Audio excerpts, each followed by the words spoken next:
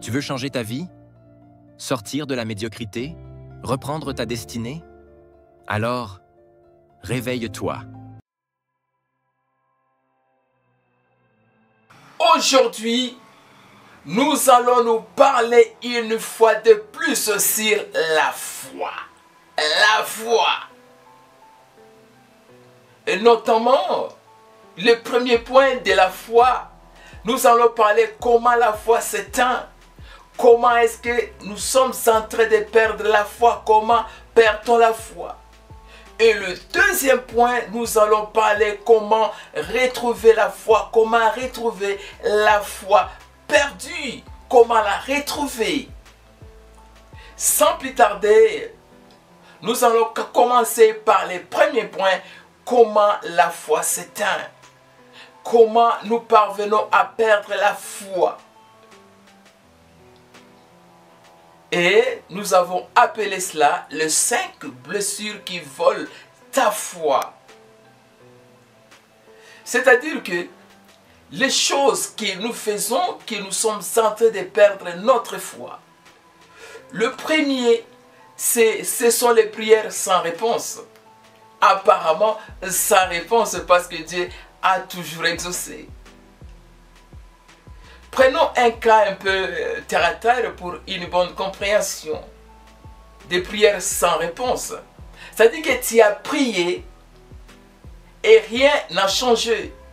Tu as espéré un miracle, mais tu as enterré un être cher, ta mère, ton père, tes parents, tes enfants, ta sœur ou ton frère. Les mêmes cas, ça se produit dans la Bible. Tu dis peut-être comme Marthe, qui dans la Bible. Qu'est-ce que Marthe a dit? Marthe a dit ceci au Seigneur. Seigneur, si tu avais été ici, mon frère ne serait pas mort. Dans Jean 11, 21. Je ne sais pas si vous êtes en train de comprendre. Lazare est mort parce que Jésus-Christ n'était pas là. C'est la même chose avec toi. Tu te sens abandonné, frustré, blessé. Mais écoute cette parole de Jésus-Christ qui a répondu à Marthe. Il dit ceci. Jésus dit ceci à Marthe. Ne t'ai-je pas dit que si tu crois, tu verras la gloire de Dieu. Dans Jean 11, 40. Je te dis ceci, ce n'est pas fini tant que Jésus n'a pas encore parlé. Même les choses mortes peuvent ressusciter quand Jésus-Christ intervient. Tout est possible à lui. Vous voyez tout ça? Nous prenons un deuxième blessure. La première, nous avons dit que ce sont de quoi? Des prières sans réponse. Et maintenant, nous allons voir que deuxième blessure, qui était à la fois le sentiment d'abandon. Les sentiments d'abandon. Prenons un exemple terre à terre pour faciliter la compréhension sur les sentiments d'abandon. Tu pries, mais tu ressens le vide. Tu vis des épreuves terribles. Mais Dieu reste silencieux. Tu cries comme David. David a dit ceci au Seigneur. Jusqu'à quand, Éternel, m'oublieras-tu sans cesse? Dans Psaume 13:2. Et même lui-même, Jésus, s'il a croix dit, mon Dieu, pourquoi m'as-tu abandonné? Dans Matthieu 27, 46. Mais c'est que je vais vous dire la vérité. à ces propos. Jésus a dit ceci: je ne te délaisserai point et je ne t'abandonnerai point. Dans Hébreux 13, 5. C'est-à-dire que Dieu est encore là. Même dans ton désert, il marche dans le feu avec toi. Dieu n'abandonne jamais ses enfants. Vous voyez tout ça? C'est-à-dire que nous avons dit les 5 blessures qui volent la foi. La première, on a dit les prières sans réponse. Deuxième, ce sont les sentiments d'abandon. On croit que le Seigneur nous a abandonnés. En réalité, le Seigneur ne nous abandonne point. Et les troisième blessure de la foi qui pousse les gens d'abandonner la foi, ce sont les échecs répétés. Oui, les échecs répétés poussent les gens à abandonner la foi. Prenons des exemples terre à terre pour une bonne compréhension. Des échecs répétés qui refroidissent notre foi, qui éteint la foi. Par exemple, tu as donné ton énergie, tu as donné ton cœur, tu as donné ton courage. Mais tu récoltes à la fin des comptes le rejet. Tu récoltes à la fin des comptes la perte. Tu récoltes l'échec. Tu récoltes la honte. Pour toi, tu crois que Dieu t'a tourné les dos. Mais tu n'es pas le premier. Il y a eu aussi des gens qui ont tourné les dos. Ils se sont même découragés suite à des échecs. C'est le cas de Pierre qui dit ceci à Jésus. Il dit, Maître, nous avons travaillé toute la nuit sans rien prendre. Nous avons connu l'échec pendant 12 heures, pendant toute la nuit. C'est dans Luc 5, 5. Mais Jésus a dit, même si vous avez eu 1000 échecs, Pierre écoute, il dit, Jésus dit à Pierre, essaye encore une fois de plus. Et Pierre dit ceci comme réponse, il dit, mais sur ta parole, je jetterai encore le filet. Et lorsque il a jeté le filet là, le miracle s'est produit. C'est-à-dire que bien que tu peux avoir des échecs, mais avec Jésus, Jésus convertit l'échec en réussite. Ce que je vais vous dire, ceci, confie-toi en l'Éternel de tout ton cœur et ne t'appuie pas sur ton intelligence. Proverbe 3, 5. Bien que tu peux avoir des échecs dans la vie, mais avec Jésus, vous aurez des réussites. Ton dernier échec est peut-être la scène du prochain miracle. C'est-à-dire que Dieu peut permettre que tu puisses avoir des échecs parce que il est merveilleux, il t'amènera la réussite, le succès, l'élévation. Je pense que nous avons dit que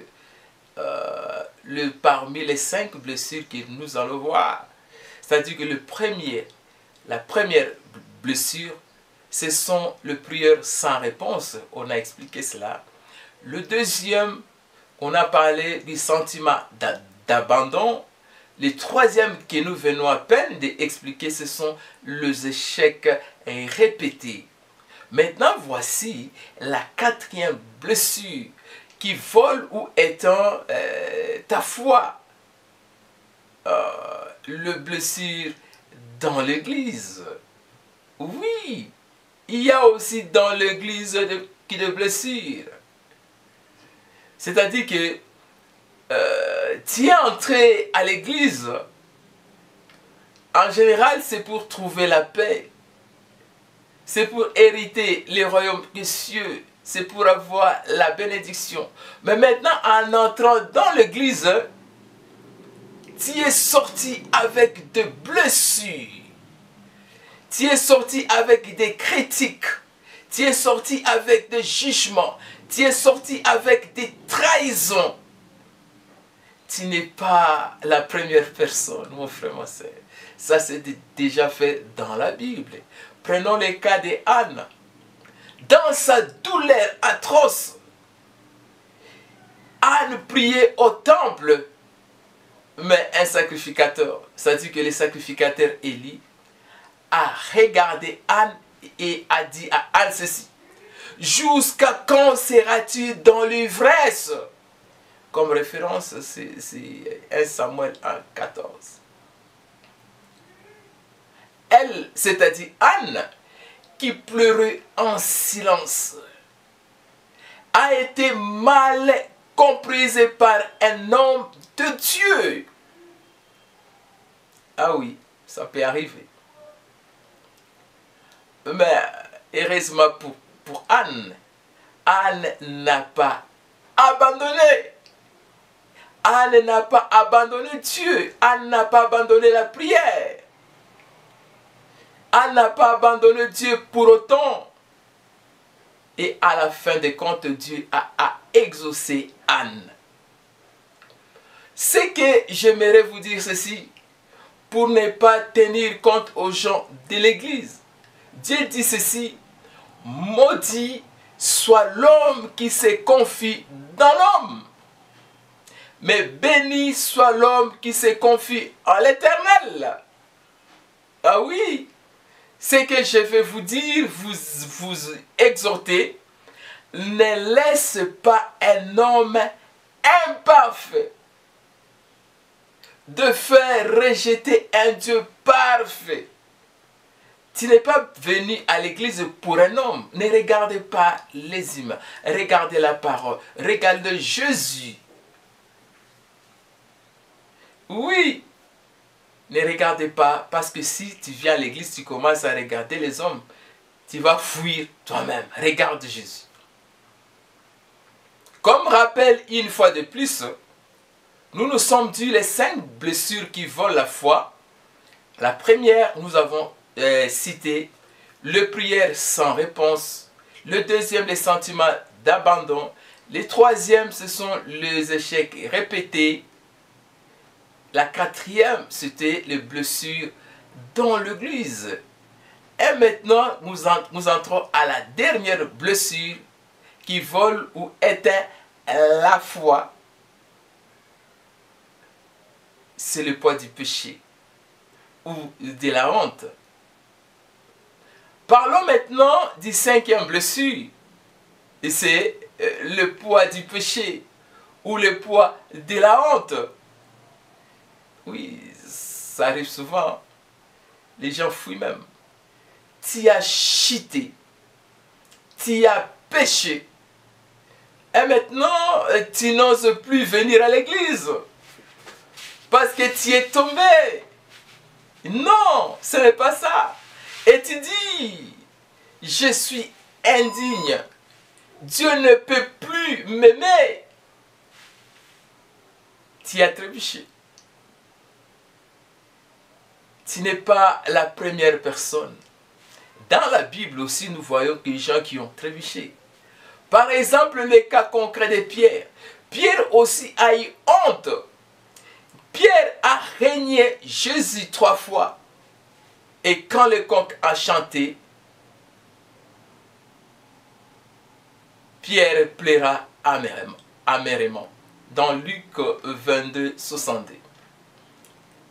Mais Jésus a dit ceci ici à Pierre. Mais Jésus n'a pas effacé Pierre pourtant. Jésus est venu restaurer Pierre. Et écoute ce qu'il dit, Jésus. Il s'approche de Pierre. Pierre, m'aimes-tu? Dans Jean 21, 15. comme conséquence, Pierre est devenu l'un des plus puissants témoins de la foi. C'est-à-dire que si tu es tombé, il faudra te relever. N'abandonne pas. Si nous sommes infidèles, lui, il demeure fidèle. 2 Timothée 2,13. On dit ceci, là où le péché abonde, la grâce surabonde. Dans Romains 5,20, la grâce est plus forte que la faute.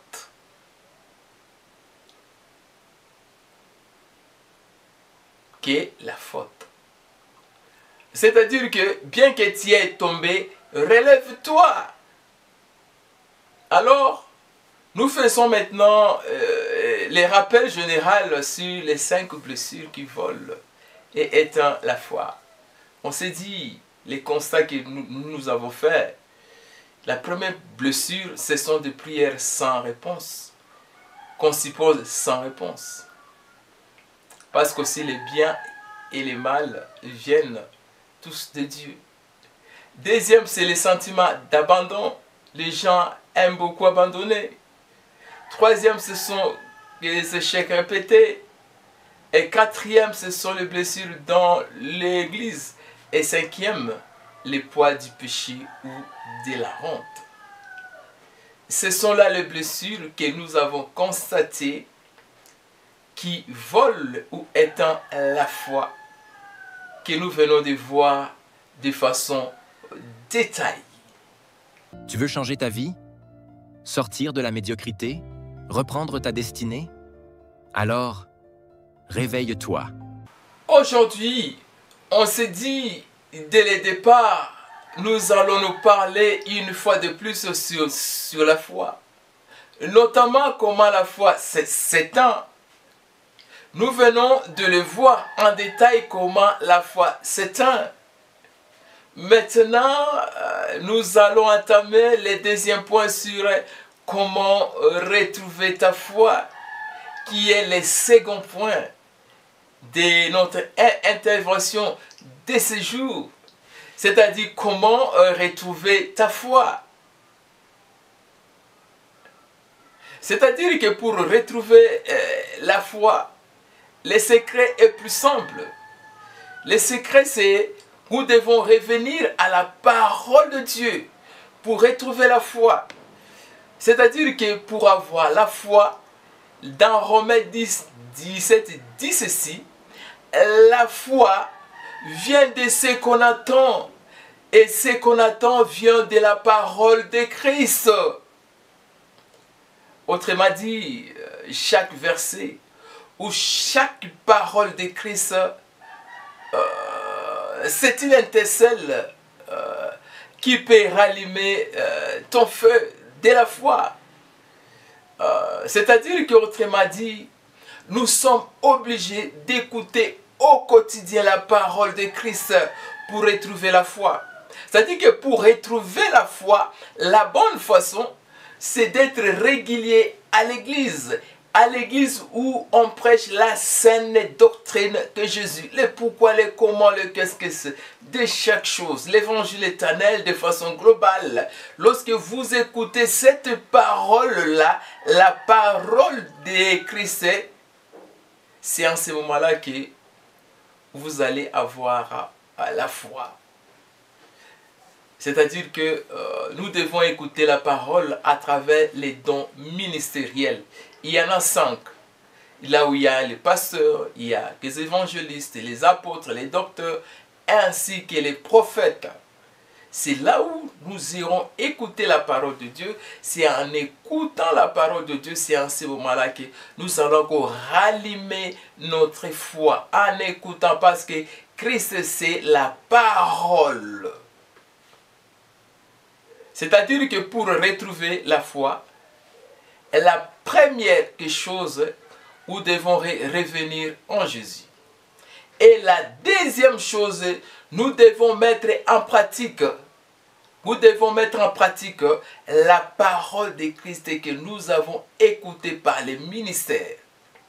Ce que nous allons vous demander pour rallumer votre foi, de mettre en pratique la parole de Dieu.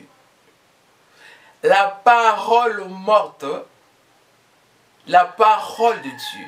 C'est-à-dire que la foi morte, c'est souvent une foi qui écoute sans obéir. C'est la raison pour laquelle, le deuxième point, pour avoir la foi, il suffit d'écouter la parole de Dieu.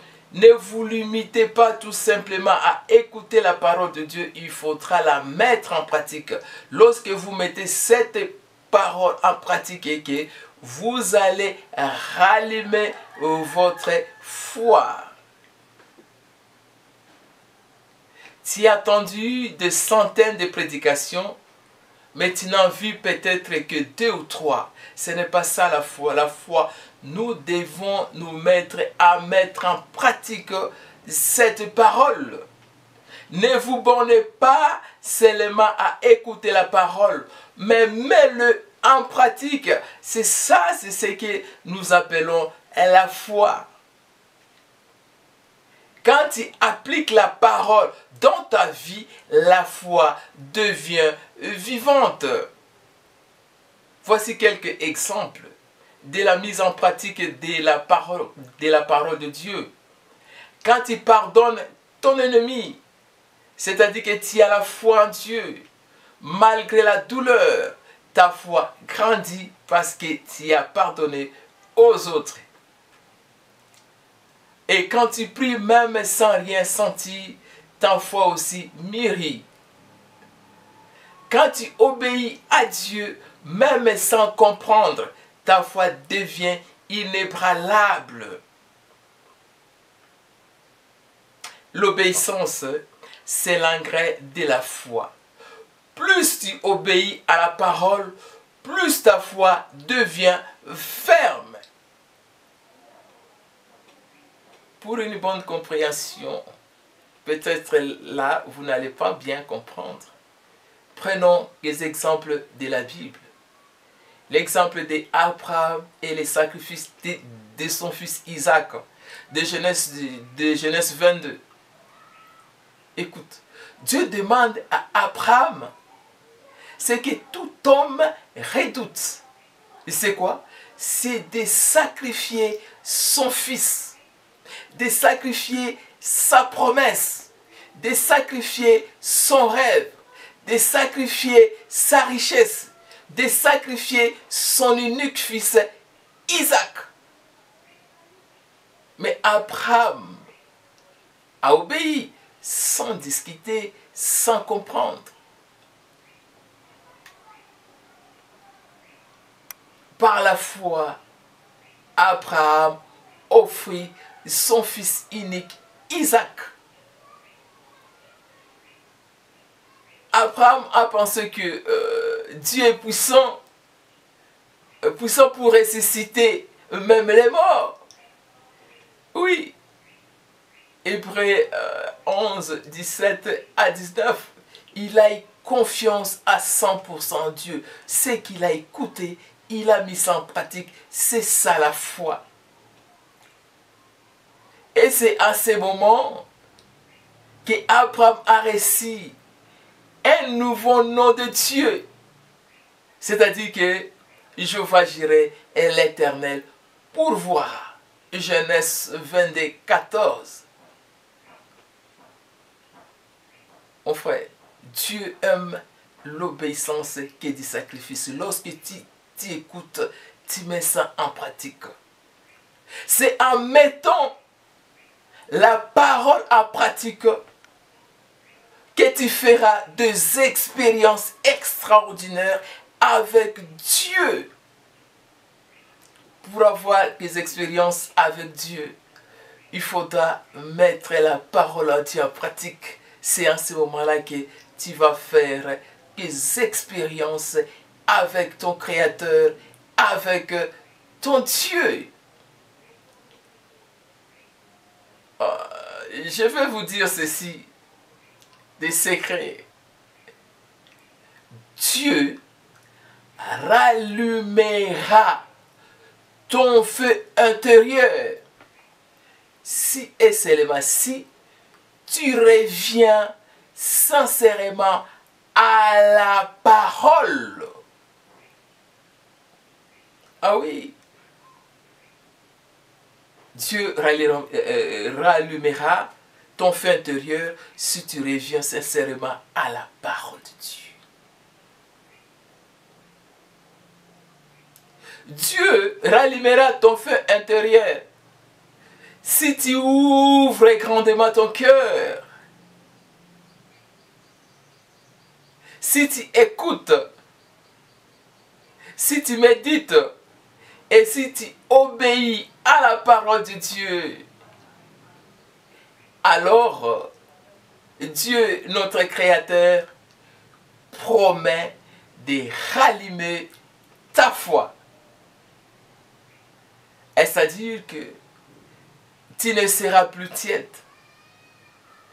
Pas une foi en dormance. Tu ne seras plus dans le doute.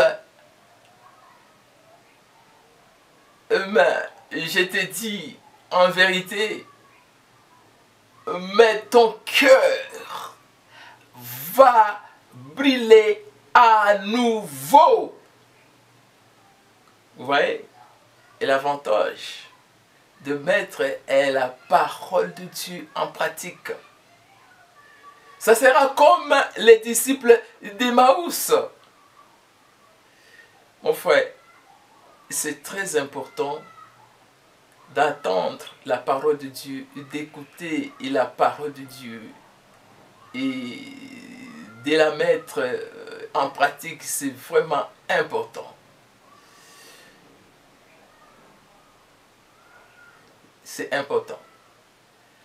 Si tu obéis à Dieu, si tu écoutes la parole de Dieu, si tu la mets en pratique, tu vas attendre Dieu te parler à nouveau.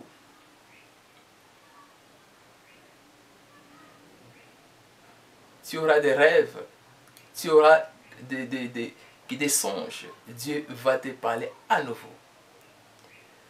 Ça dit que tu vas voir les choses changer dans ta vie. Et à la fin des comptes, ta foi reviendra. Mais ta foi reviendra encore plus forte, plus pure et plus enracinée. C'est-à-dire que quand tu obéis, ta foi reviendra encore de plus en plus forte, de plus en plus pure, de plus en plus enracinée. Parce que tu écoutes la parole de Christ et tu la mets en pratique. Dieu est à mesure. Dieu peut faire revivre ce que tu croyais mort en toi. C'est-à-dire que lorsque tu mets en pratique la parole de Dieu, Dieu va ressusciter ce que tu croyais mort en toi. Parce qu'il est la résurrection. Vous voyez, Jésus est ressuscité parce qu'il a été obéissant à la parole du Père. C'est-à-dire que la foi ne se limite pas seulement à écouter. La foi, il faut mettre en pratique. Quand tu mets la parole de Dieu en pratique, même ce qui était mort va ressusciter. Je pense que vous avez compris, ça sera mieux que nous puissions prier ensemble. Voici la prière que nous allons prier ensemble. Tu vas dire ceci. Père, je te demande pardon. J'ai perdu la foi, mais aujourd'hui, je reviens à toi, Seigneur. Souffle sur mon cœur. Parle à mon âme. Rallume en moi la flamme de ta foi. Fais renaître mon espérance. Je crois que tu n'as pas fini pour moi. tu n'as pas fini avec moi, Seigneur. Mais voici, Seigneur, mais voici. Et nous disons tous, Amen. Et c'est-à-dire que si vous avez perdu la foi, si tu écoutes la parole de Dieu et tu la mets en pratique, Dieu va ressusciter beaucoup de choses dans ta vie. Vous allez commencer à vivre des prodiges, des signes et des miracles dans ta vie. Ne te limite pas seulement à écouter. Il faut mettre cette parole en pratique. C'est ça la foi. C'est ça la résurrection de la foi. Vous serez accompagné par des signes, des prodiges et des miracles. Si ce message a touché ton cœur, abonne-toi pour recevoir d'autres messages inspirés 3 fois par semaine. Écris un commentaire. Et Seigneur, rallie ma foi. Et partage cette vidéo à quelqu'un qui a besoin d'être réveillé. N'oubliez pas de partager la vidéo sur WhatsApp, Instagram, Facebook. Je te dis ceci que Dieu est en train de relever une génération qui avait perdu la foi. Ah oui. Et toi qui me suis, tu fais partie de cette génération. Que Dieu vous bénisse abondamment. Au revoir. Ce n'est pas un hasard si tu es tombé ici. Ne dors plus, l'heure est grave. Abonne-toi, partage, veille et active la cloche. Le ciel parle encore.